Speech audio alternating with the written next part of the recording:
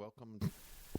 Hello, everyone, and welcome to this inaugural edition of the Annoying Peasant Radio Show. My name is Tom, and I will be joined by my co-host Brad here as soon as he is available. He's working to get here. We have a little weather in this part of the world, so when he joins me, we'll start the show in earnest. In the meantime, I guess I'll talk about a couple of the things that we'll hopefully touch on in this inaugural episode.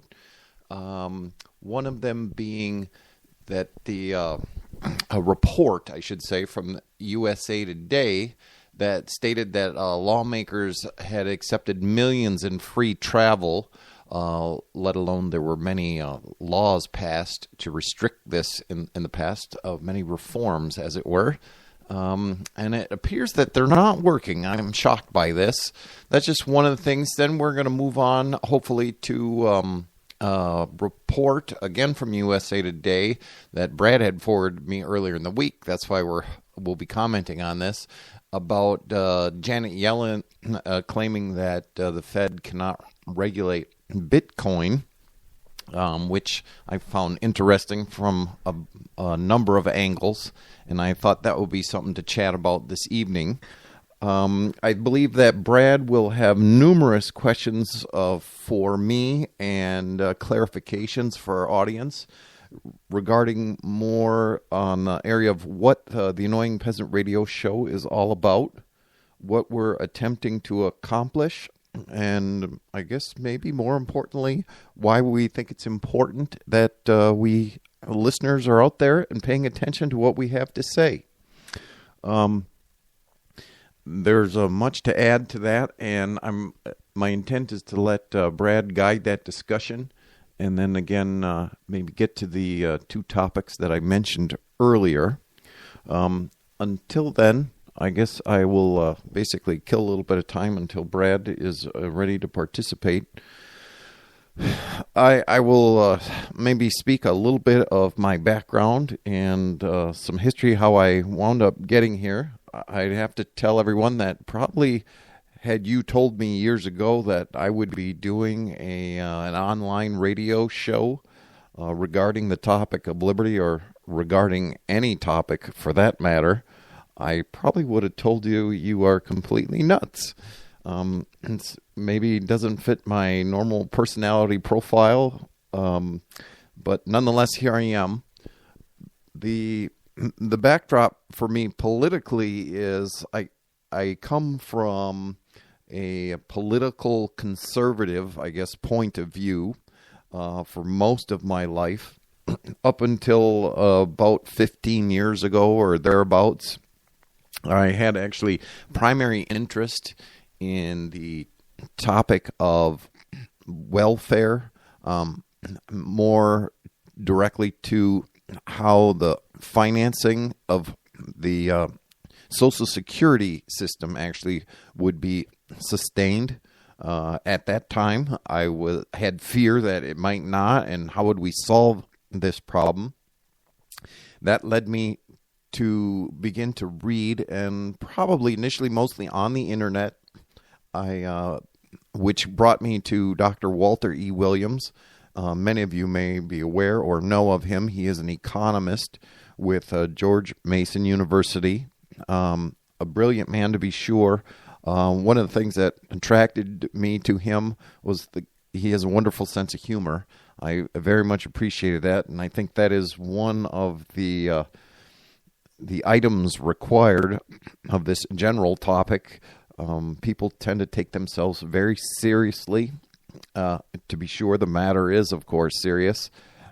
But for listeners to stay engaged long enough to gain the comprehensive message, or gain the proper context, as it were, people need to maintain their engagement. So what we're trying to do here is add a little bit of that entertainment with our show, keep people enlightened and keep them informed, and ask them the question authority and see where that brings them. So back to my history, that again led me to read Dr. Walter E. Williams. From there, I I can't tell you exactly what I was led to. A number of things, Lou Rockwell, Tom Woods. I'm trying to think of some of the early reads. Hey, Brad is here, so we'll get going here shortly. Better late than never, he says. And we'll go into my history and my background in much greater detail in the upcoming episodes. Don't really want to bore people to tears with that, but some of it you may find interesting, and we'll find it enlightening just to how I got to where I am. And then, of course, it's a whole nother deal of how Brad got here, and that's probably a crooked road like Lombard Street in San Francisco. But it will be interesting, and we hope to keep the listeners engaged and keep you maybe a little entertained along the way, and so that we all have a chance to learn something. That's always been one of my lifelong ambitions is when I know something, I like to teach, but as a selfish matter, because I like to learn as a result of that, and that's really why I engage in the conversation to see if I can learn more myself. So with that, we're going to try a couple things here tonight. We are kind of trying out a new studio situation, and it's also going to be a little unique for us because normally Brad and I are not sitting together, and today we are, so we're going to try to share the mic. And you can actually unplug that one with the big transformer on it. I think that's that phone, Brad, and just go straight into there if you want. So we're just getting set up here, and again, uniquely, and we will, I guess, do a couple iterations on getting the ultimate audio. And that's one thing that I'll wait for Brad, but we do want to mention our association with Freedom Talk Radio, which is very important to us. And we'll get to that in a moment. I know I'm rambling, but that's what I do without my co-host actively engaged. That's why he's here, to keep me on track and keep me going. So with that, let me just kind of set up here. And like I say, probably in the next show or two, we'll get engaged in earnest and on the subject matter, and we'll do more or less a regular Annoying Peasant Radio broadcast. But if you would bear with us here for today and next week, the plan is for us to be on Tuesday evenings, 8 p.m. Eastern, as a regularly scheduled event, and we'll bring to you a number of topics. The majority or the main focus will be on the political philosophy of liberty, and we will use current events on topics and other commentaries from other people to illustrate the political philosophy of liberty and to enter into our path of learning, as it were.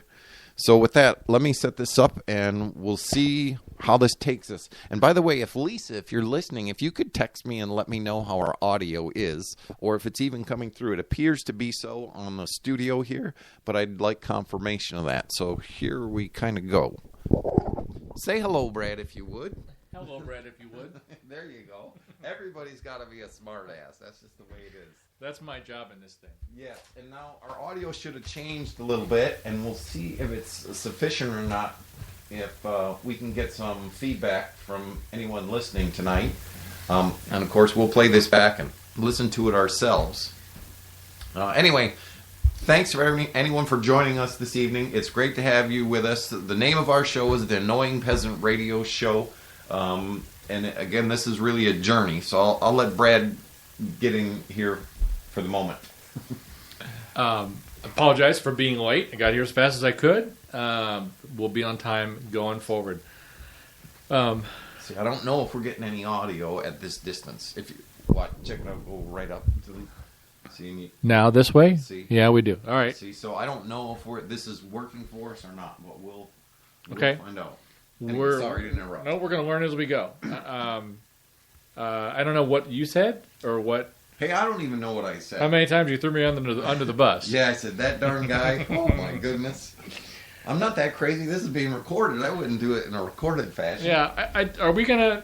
I don't know how far we're going to get into the history of the show and everything. I think we agreed kind of last night when we were planning this that we were going to have more of a formal kickoff show in a couple weeks after we've worked out the bugs. Is that where we are? That's where we are. All right.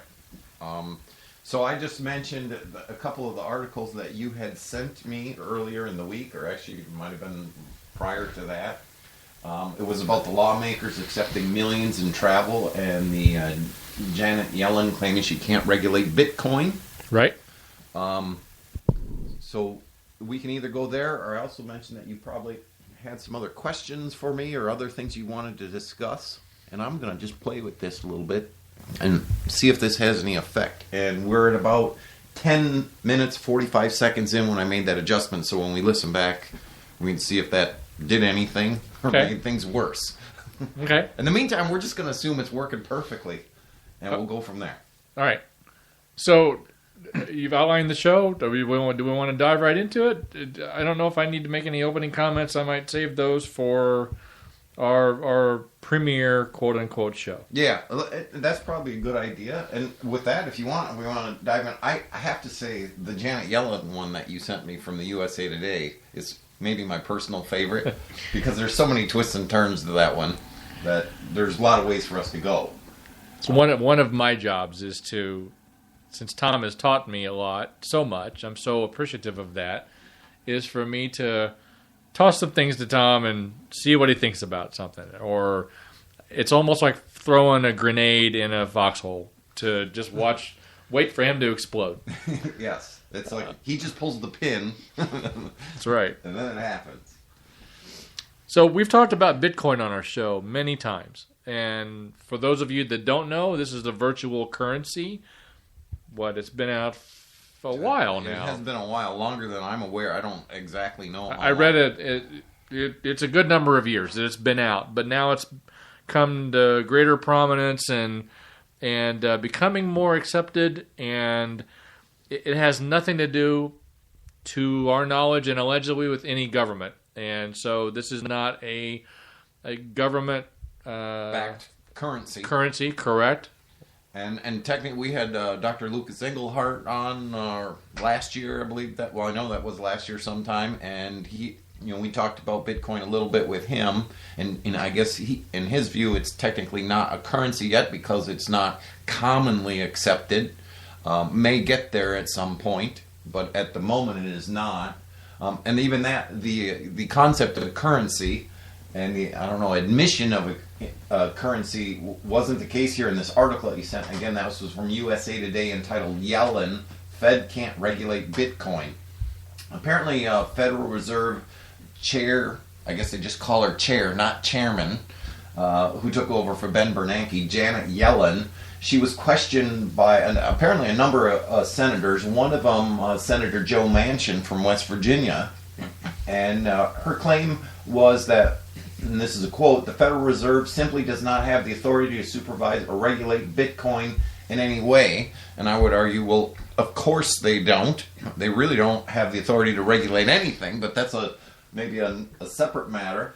But she also would not use the term Bitcoin or as a currency.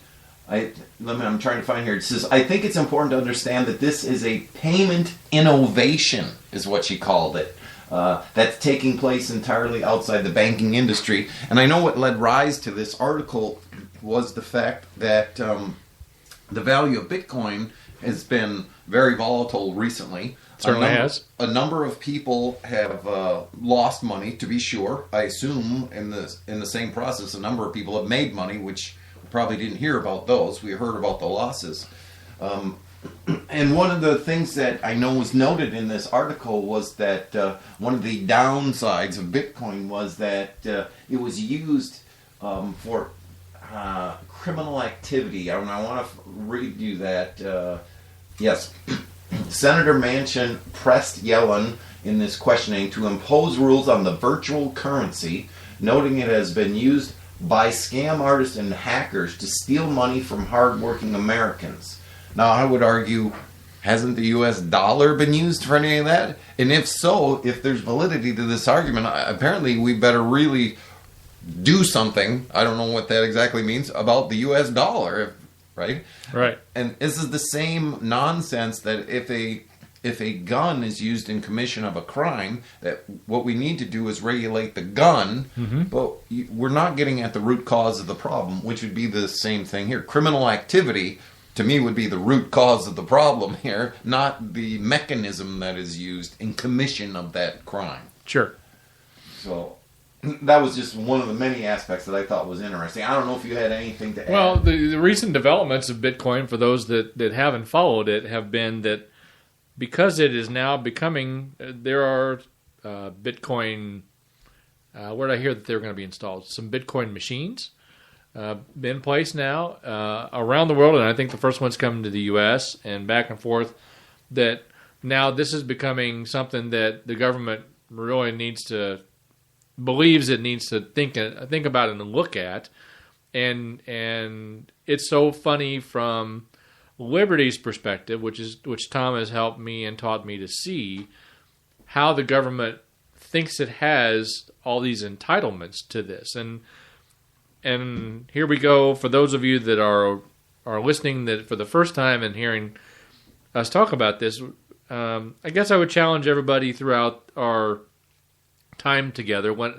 however many times that is, I think we're about one thing, and I think we're very much about freedom and liberty, and we want people to think, and I think that helped me in my journey to understand liberty better, and certainly have all the conversations with Tom that I did, in that it's natural for me to question things. And I was even listening, here's a total off track, is I was listening to something today on public radio where they were talking about some other current event issue that is escaping me right now, and implementing the draft again. That's a new discussion, implementing the draft. And they had an authority on there talking about why it would make sense, why all the good reasons are to enforce a draft again. And one of them was, ironically, and this to my point, was to put the draft in place so that a larger percentage of our population would have a, quote, skin in the game, and that's what they used. Right. A skin in the game on and become more connected to our country's defense. And I found that I would have heard that probably previously and questioned it, but I found it now to be preposterous. Just how in the world have we gone so far beyond a face value to try to justify such an action? Just was astounding to me. Absolutely. You do not want to limit the maiming and the killing of people to a subset of society. You want to expose the entire society to these such things just to make it fair. I mean, if somebody's going to get robbed by a banker, everybody should get by a highway robbery man. Everyone should get robbed by a highway robbery man. That way it's fair. Right. That's the same basic thought. It's always astounding to me, but it prevails in almost every aspect of public policy. And these people were so convicted about their position that this made such good sense that by enforcing a draft, by drafting more young people from more families, whether or not we're at war or not, it would engage people, and sadly, I think that there is probably some truth to that. Probably. Or messages like ours or Freedom Radio's message might get through more, or there would be more interest in it. But on this show, we don't like apathy. No. We like people to have a position. We respect. That's one of our other creeds is we respect everybody's position, and we like good civil discussion about things. Yes, and we love the challenge of people attempting at least to defend their position as respectfully as they possibly can, and keeping it that way so we can actually engage in a discussion. One of the things you mentioned here, Brad, just a moment ago, was about the federal government having the authority to regulate things and to be involved. And that just kind of piqued my interest, because I was just reading an article earlier today, about the Constitution and how it was created. In fact, it was granted a limited number of powers to operate. And one of the things was it was James Madison explained in Federalist number 45. And let me just read this a short paragraph to you. The powers delegated by the proposed Constitution to the federal government are few and defined. Those which are to remain in the state governments are numerous and indefinite. The former will be exercised principally on external objects as war, peace, negotiation, and foreign commerce, with which last the power of taxation will, for the most part, be connected. The powers reserved to the several states will extend to all the objects which, in the ordinary course of affairs, concern the lives, liberties, and properties of the people and the internal order, improvement, and prosperity of the state.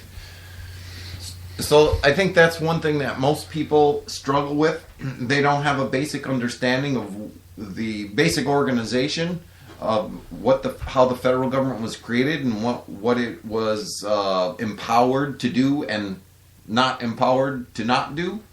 I think that's very important, but before we even get into that a little bit, let me just say, I don't see the Constitution as a very libertarian document. So what I'm not doing, I'm not attempting here to defend the Constitution necessarily. I'm just here to tell you, even the people who call themselves constitutionalists don't actually follow the Constitution.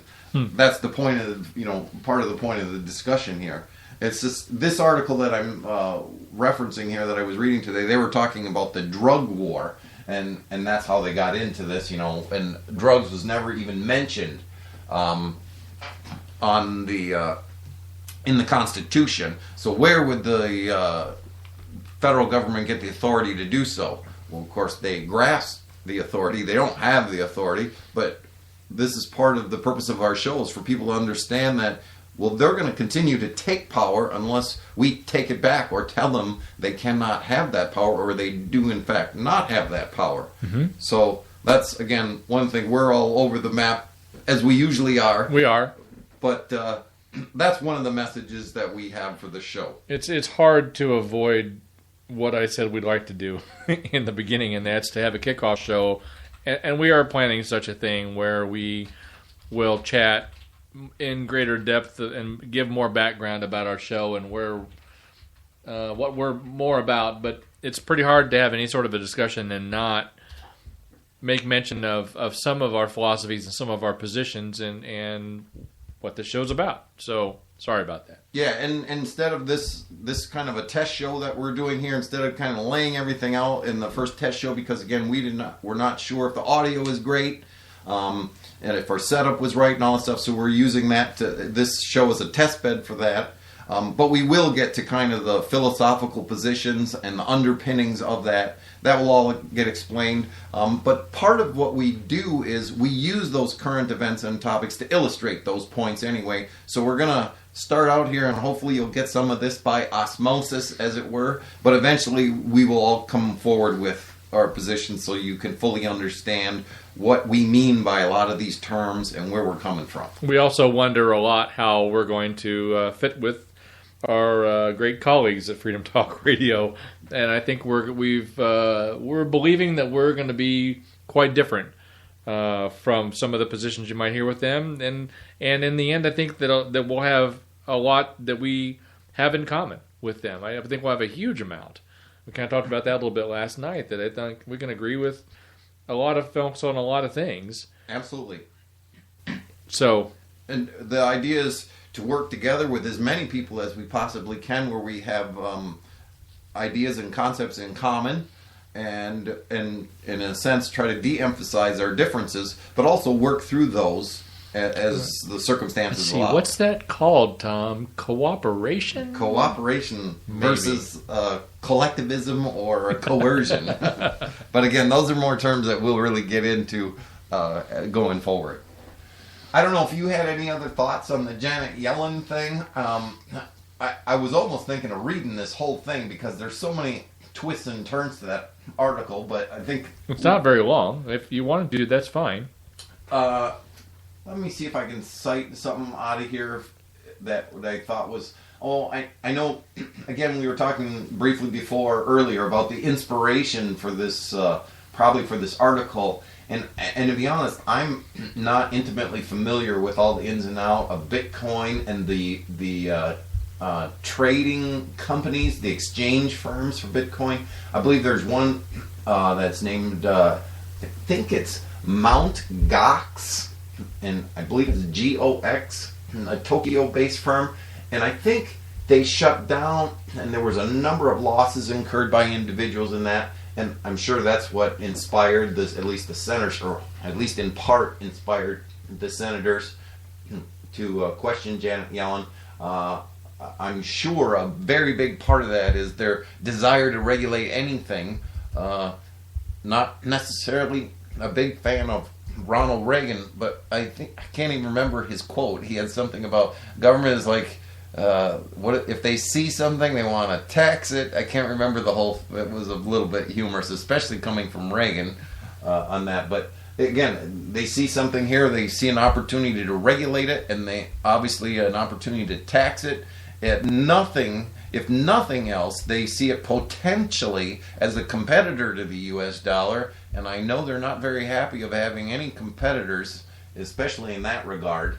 So again, there's probably at least a dozen more reasons why they would want to get into this, but those are of course a few of them. I just want to quote one thing from the article here. It says Yellen told Manchin that Congress could get involved, and here's a quote, and set up a supervisory regime, unquote, to oversee the currency. And to continue the quote, it says, I think it's not so easy to regulate Bitcoin because there's no central issuer or network operator to regulate. Again, there are many beauties to Bitcoin. That, of course, is one of the important ones because it is so decentralized, which, of course, I guess gives the light to, one of my thrusts is, decentralized over centralized. What we have, of course, today is a highly centralized government. I know many people would argue with that. I don't see it any other way.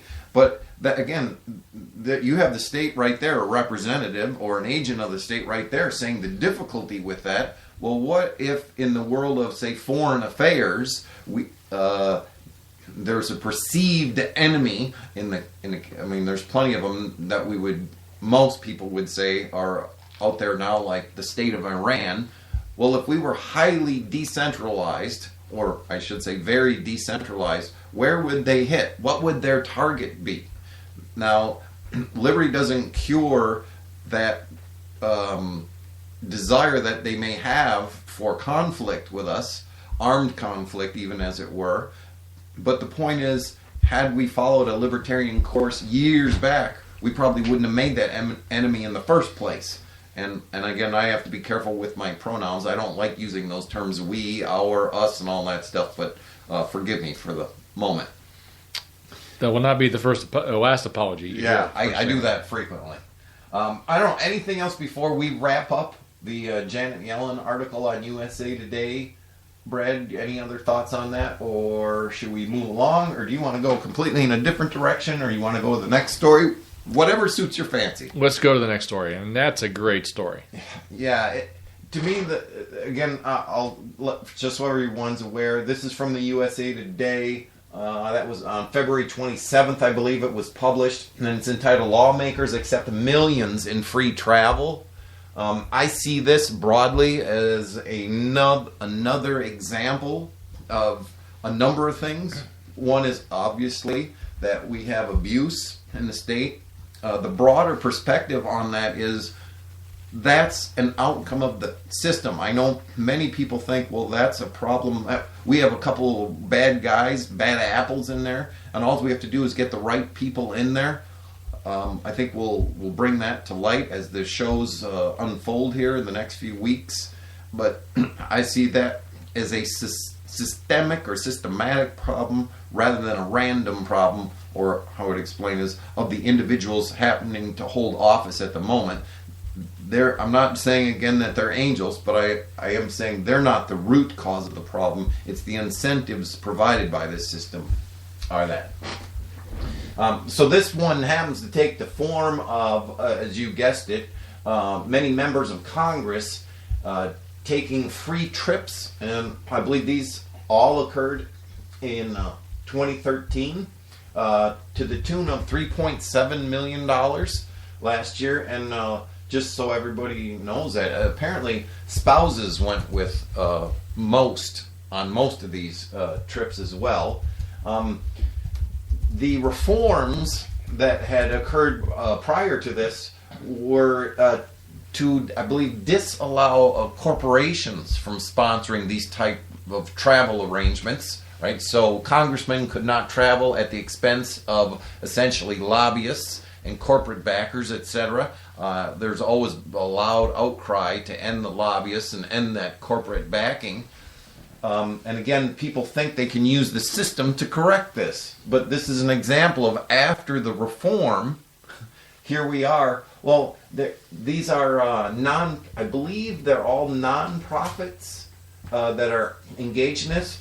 But of course, you can easily see that once they outlaw corporations from backing them, the corporations are just going to donate to the non-profits, and they may or may not, but I believe they may have the capacity to determine that the money that they're giving is to be used for such travel expenses. So it's just a shell game to funnel the money a different way. The point is, if you have something for sale that somebody desires, they'll eventually find a way to pay for it. But so that's, I don't know, a overall synopsis of the story. I don't know if you had any specifics that you wanted to add or anything you thought was particularly interesting. Well, for me, I think that this is something that I think my conversations with Tom expounded my feelings and my understanding of why I felt that this was so wrong, and moreover, how we could fix it if by acknowledging that our system is broken, because our lawmakers rely on donors to get reelected. They want to be reelected. Those donors buy their way into having influence, and that's putting it politely. And that's never been fair, in my opinion. And so here we have, if you look back as Tom gave the history of this, it was first you couldn't do this, well, but we had to have a way that we could do this, so we're going to say you can't have it that way, but we can do it this other way. And it's just a continual, whatever it takes to say that we're going to go another way, but we really still have to have all these other things in place so we can still do these things. I'm not saying that it wouldn't make sense for, we always talk about what a free society might look like. If we had any sort of a community that said, we think that this is a good idea, that maybe we're all voluntarily saying that this is a good idea, that we might go to visit these people or something, and here we are way off on left field. But if there's everybody wants to talk about, well, what would a free society look like or whatever, I don't think either of us know. We can all hypothesize, but it sure is easy to see where what we have now is not at all free, and that you can buy your influence and buy your way, and in my words, might makes right. Absolutely, and maybe the overwhelming majority support such a system, and that big chunk of people obviously could never buy the influence that the people they claim are too influential will continue to do. So by perpetuating the system and being a reformer, that's what you're doing. And by the way, when you propose a reform, the officials, the people in office would never support that if it takes authority away, a power away from them, right? So the little, alarm button should go off if you get some support of office holders. Well, that means they've figured out how they're going to get around this or use this to their greater advantage. Mm-hmm. So you shouldn't, therefore, support such reforms, right? And that's the whole point of all reforms. They don't get passed they don't gain support of office holders if those office holders don't gain advantage from it. And that's one of the many reasons why I happen not to be a reformer. I'm thinking you have to dismantle the entire system.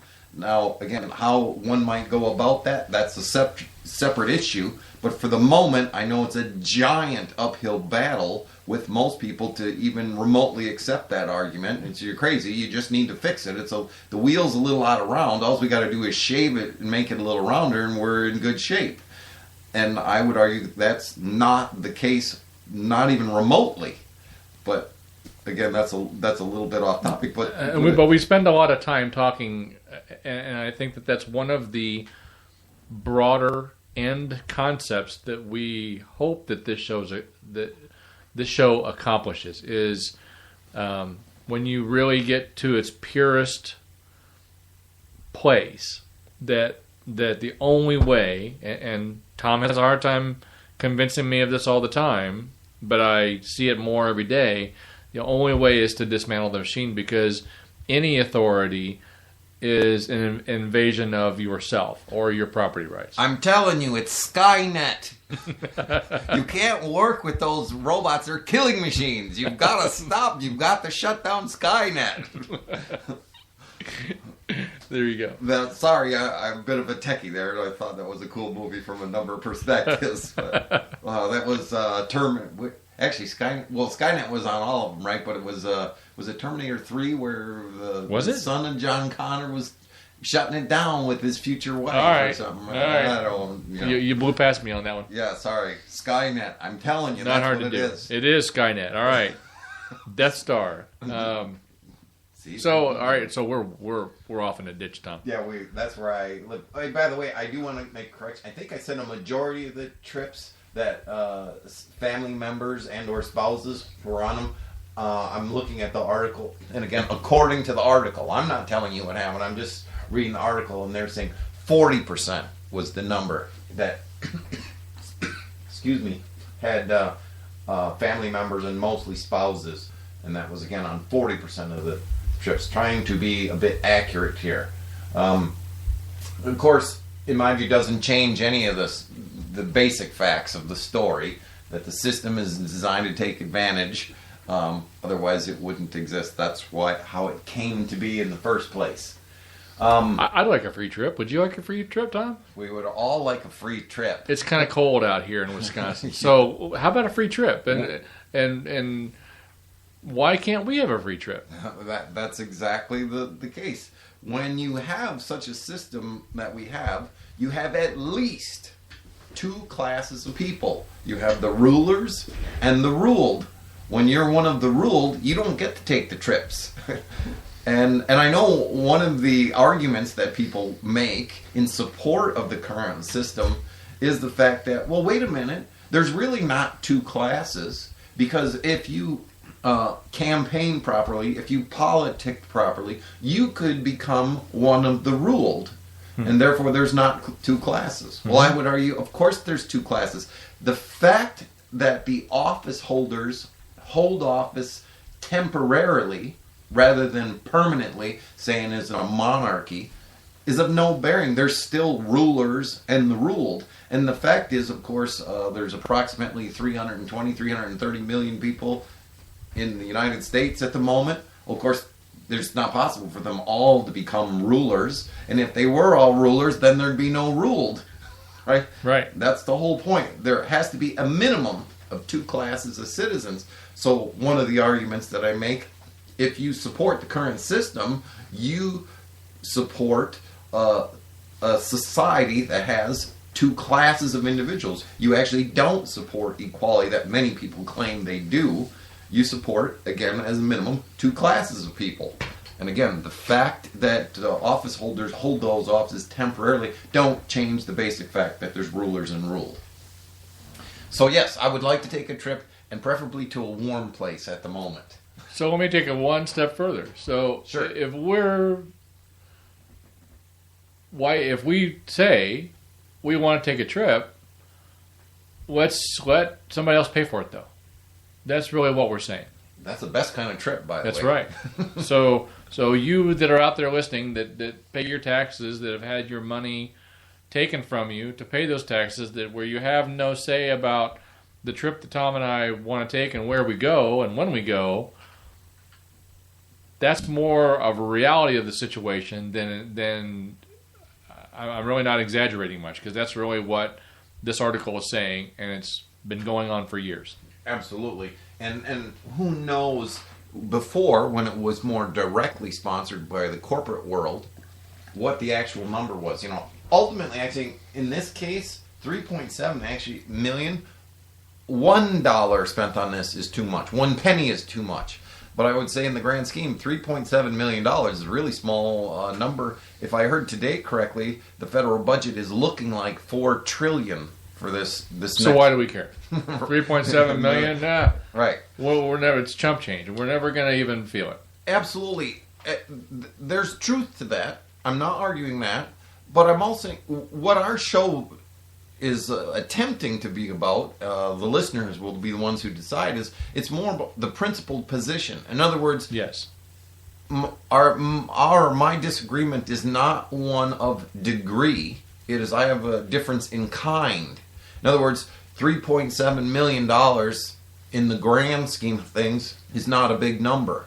Is 3.8 million a big number? Is 4.8 million a big number? Is 48 million a big number? Right? At what point does somebody say it's a big number? Again, if we can successfully make the argument for a free society, this all goes away when that happens instantaneously. This is gone. The issue's gone. We're no longer arguing over what's a big number, what's the appropriate number, because the free market will then decide all these factors. And if I'm purchasing Apple products and I like their products and I like the price, the quality, the service, etc., the whole package there, I will purchase those products. Why? Because I believe I'm better off than whatever the dollar amount they're charging, say $100. And on Apple's side, they wouldn't sell that to me unless they believed they were better off with, for this example, the $100 versus the iPad mini or whatever we're talking about. So in that type of system, both parties are better off when they make an exchange. The basic problem here with the state is when you pay your taxes, the fact that it's coerced, and we can get into that a whole lot in a little bit, means both parties are not better off. Because if the taxes weren't in fact coerced out of you and everyone paid them voluntarily, in other words, you got a letter and just asked for a donation of whatever the same amount of your taxes is, do you think the state, the federal government, is what I mean by that, all governments actually in totality, when I say the word the state, I mean it generically that way, would they receive the same amount of money or more than what they're getting now if it was truly voluntary? If they asked for a donation, right? I think most people, even without thinking about it, will go, no, they probably would get a lot less. That right there is an indication that it's not worth the money. The only reason it happens that way is because it's coerced. If you don't pay that bill that you get, which of course you really don't get a bill because they actually get the money before you get your paycheck, but that's a whole nother topic. If it didn't happen, if you weren't in fact coerced, you wouldn't pay it. If you think, like many people say, no, it's a voluntary payment now, again, try not paying it. If it's voluntary, that means you'd have the option to not pay it. And why, again, don't you need to do that? I know some people say, well, I need to pay my fair share. That's great. Whatever you think your fair share is, if you happen to agree with the bill you get, by all means, go ahead and pay it. But the problem is, what if I actually think I'm paying more than my fair share? Do I have the option to pay my fair share? I don't. And that's, again, another indicator that it's not a voluntary payment. Right? And again, we can get into that in great detail. That'll be... we talk very, very frequently. If you got your tax bill at the end of the year, like you get your, I don't know what, at the end of the year, any other thing that you have an obligation to, or like your Visa bill at the end of the month. Your Visa bill at the end of the month. if you got your tax bill and it was itemized, and you said, "Okay, I'm gonna pay my bill in advance for next year," would you pay for all the things that you hear our federal government being involved in, or our municipal government, or our county government, or whatever government it is? Would that be your druthers? And do you really feel like you've got a say? And I know many people, I shouldn't say I know, I believe many people, for sake of argument, will say, yeah, I'd pay that bill. And actually, I think it's a really good deal. Well, I don't have an argument with you. Again, we've talked about this many times before, and I think it's a great example. Just because I think I'm getting a good deal and I would gladly pay that amount, how do I get the authority to impose that on you? Right. Right? That's where the rub comes. By all means, if you want to hand over every last penny that you have to the state, I'm not here to stand in your way. No self-respecting libertarian would be standing in your way for you to do so. By all means, go ahead. The issue comes in when you feel you aren't getting value for that and you would like to use a competitor. That's the whole point. The state is a monopoly, and they've decided to take over these certain services, and you have to pay for them. Mm-hmm. They bar competitors. And again, we're really good at getting off topic, but I think it's an important element. If you know, for sake of argument, if I, in a sense, sabotage people and I start a new argument and say to them, hey, are you in support of monopolies? Almost when maybe people don't know me, they don't know where this is going, they say, well, heck no, that's a bad deal. There should be competitors, and that's what keeps companies in check. However, for some wild reason, when I say, well, what about the state? In other words, I'll say the court, police protection, fire protection, the production of roads, right? All the things that are commonly associated with the state providing. Somehow people exclude those and say, well, those are special exceptions. No one else can supply those services to the degree that the state can. So that's why the state of education, I'm sure, is a big one, and healthcare has now become a very big one. The problem is that people have gotten to the point where, since it's essentially only the state provides those services, they think it is, in fact, the state that only can provide those services. That's big. Yeah. And why is that? Well, one of it is courts of habit. In my lifetime, the only agency that has supplied the services of adjudication or the courts, has been the state. Mm-hmm. So the inclination is, I go, I need to use the courts. Well, I need to, of course, go to the county, the state, or the federal court system, right? Mm-hmm. I never think of, well, I should go to, I believe FedEx started a court system. I'll use FedEx courts today, mm-hmm. right? If I say that, people, well, you're insane. FedEx delivers packages. You don't know what you're talking about. Well, using that as an example, that's what people, it wouldn't matter what name I put in front of whatever courts, people think, well, that's craziness. And I know, again, the next argument is a lot of times, well, okay, wait a minute. If there were, in fact, such a thing as private courts, since I got onto the courts topic, people say, well, you simply cannot have, say, what's known as the state of Wisconsin having a court system, and what's known as the state of Michigan having a different court system. That won't work. You've got to have a federal government so you have uniformity among the land, right? Mm-hmm. I've heard that argument more than once in my day. And I'd have a number of counters, but one that I like to use is, well, if that's actually the case, and say there were differences, and I would argue probably the differences would even out very quickly, but for some point at least there'd be significant differences, and there probably would be some lasting differences. But if that's truly the case, do you constantly hear of the battles of, say, farmers, what would that be, in northern Montana, on the border of Canada, constantly fighting with Canadians who are at their extreme southern border? Because they're under two different systems. Well, there's no way they could live harmoniously, right? I mean, their court systems are completely different. But if that's the case, how come they're not constantly at war? Right. How come they're not lobbing rocks at each other and, I don't know, smashing the windows in their tractors as they go by, right? And that's just one of a billion examples I think that I could put forth. But everybody sees this as uniformity is so necessary. And again, it's in certain circumstances certainly handy. I'm not arguing that. But I'm saying if these court systems were allowed to exist, competing court systems, there probably would be uniformity would come in balance very quickly. How quickly? What would happen in the interim? I can't tell you.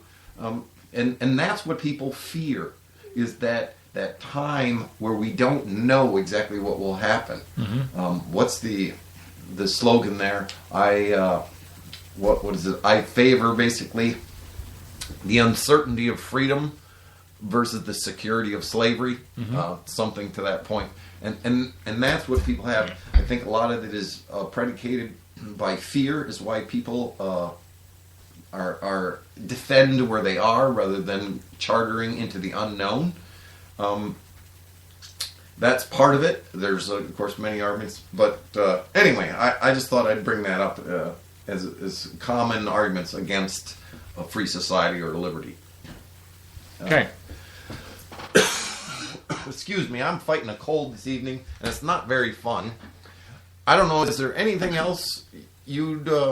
I know, I see you have an article up there on the patents. I didn't know how much time we had tonight and how far much farther we're going to go. Yeah, we're probably not going to go a whole ton further, because this has been a true potpourri of junk tonight. We're not... not that we're ever perfectly organized, but we're not very organized tonight. Because, again, it's a test bed, as Tom said. And so bear with us, folks. It will change, and hopefully we'll say some things that will certainly, at the very minimum, intrigue you. And pique your interest. And make you think. You know, in the end, well, I've told Brad this a few times. You know, I've been reading Gar Reynolds' Presentation Zen, this whole thing. In the end, I do believe this is the case. The intellectual case for liberty doesn't win the day.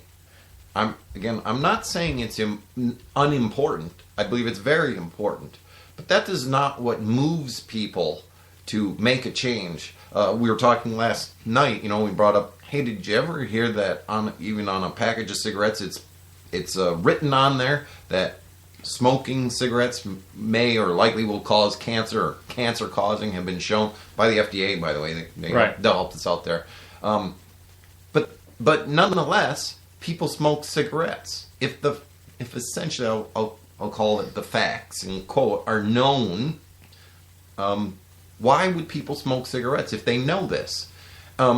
Why? Because the facts don't move people to take action. It's emotion is what ultimately I think causes most people to take action.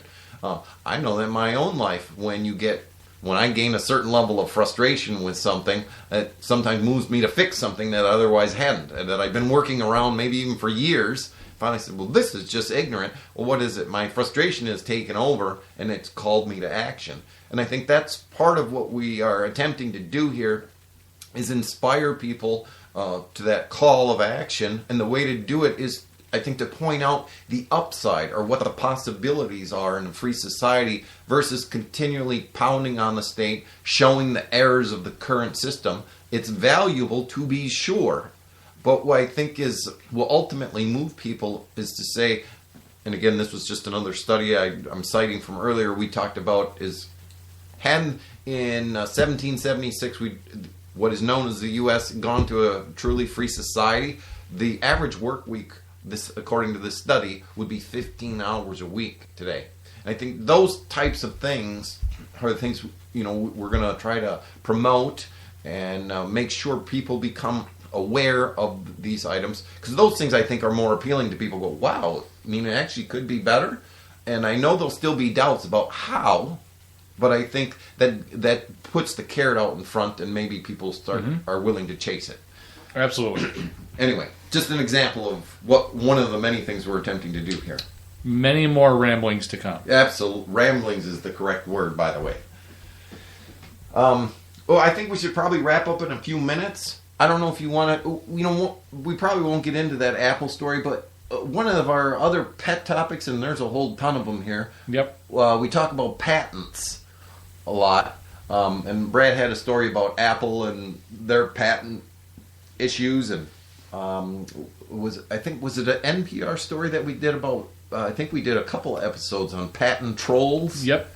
And Monsanto and all that stuff. So I thought patents were a pretty important thing before I met Tom. And they are important. They're importantly bad. That's right. And bad is not the proper word.